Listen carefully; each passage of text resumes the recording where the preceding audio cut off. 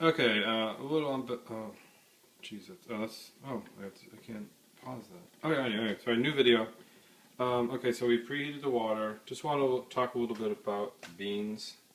I couldn't do the video while grinding because I need two hands when I'm grinding. But I used 3 rounded tablespoons in the grinder, and as I'm grinding it, I sort of move the grinder side to side a little bit to make sure because I want the beans to be properly ground, but I want to minimize the time they spend under grind, so to speak. So I kind of, I want to really kind of make sure that everything is quickly circulating in there, and all the beans are hitting the blades sufficiently and properly, but absolutely no more than they have to. I'm trying to think what else. And then the other thing, so I thought a little more about the water. So that's the preheated water. So I'll actually dump that out, and then I'll put the grinds in when the water is hot enough from the kettle. Because really, there's 2 reasons. I mean, the reason that this is the filter holder and thing. This is what I'm just going to actually pour about 16 ounces worth of water through the filter holder into the cup just to preheat it. The reason for that is that I don't want the cold porcelain to suck any of the heat out of the coffee while it's brewing.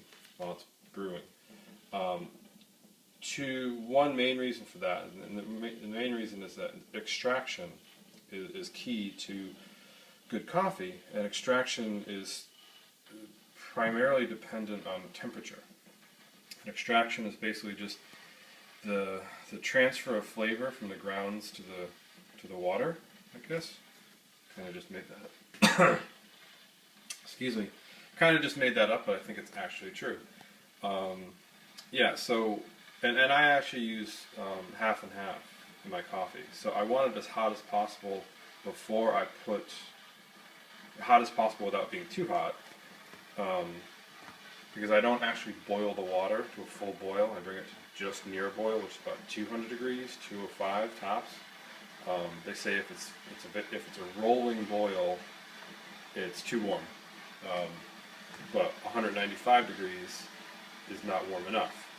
And by the way, most coffee makers don't even get close to 190. Nor do the Keurigs or the new Starbucks pod machine, or none of them, unfortunately. That's one of the reasons why Dunkin' Donuts coffee and Peet's and Starbucks and Tim Hortons and all those folks, why their coffee tastes the way it does, because whatever beans they're using, love them or hate them, depending, they're using water that's 200 to 205 degrees, which means they're extracting the grounds properly. So that's why their coffee, you can't, even if you buy Dunkin' Donuts beans or Starbucks or whatever, and do them at home, it still doesn't taste the same. Because your coffee maker, typical household coffee makers only, I done a lot of research on this back when I was using those, and they're basically between 165 and 185. And it's dependent on the wattage of the burner. That's what, so check the wattage of your coffee maker. Most of them are around 1,000 watts, and that's just not enough. Probably good.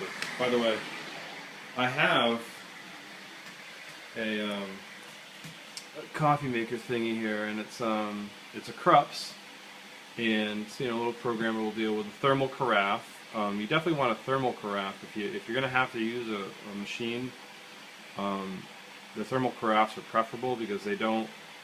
The glass carafes will basically, unless you're just making one big cup of coffee, or going to use the coffee right away, because the glass ones basically just cook the coffee, and that's really, really bad for it, at least for the flavor, whatever. But this is a Krups machine, and this is like my 4th one, and I haven't used a coffee maker like this for a good 2-3 years.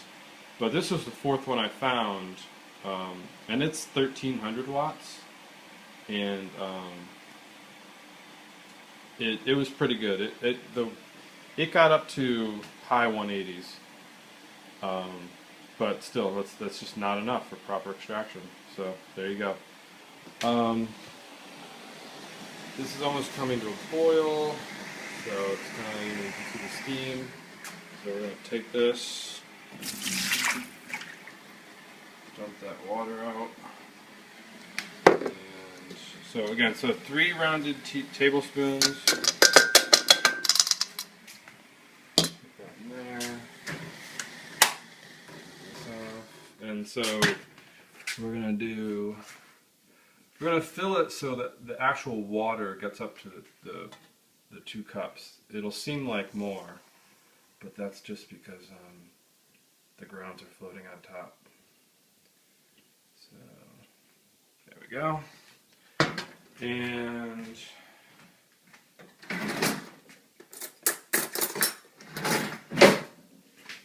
just going to give that a quick stir. By the way, I'm using a fork because I seem to go through spoons really, really quickly between coffee and yogurt.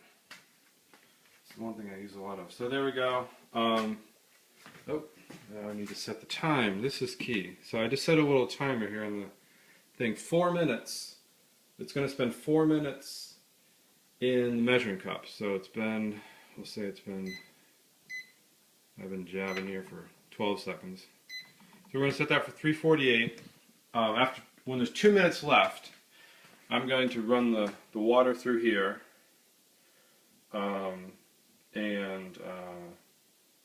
This is a really long video, sorry, but they're both very long.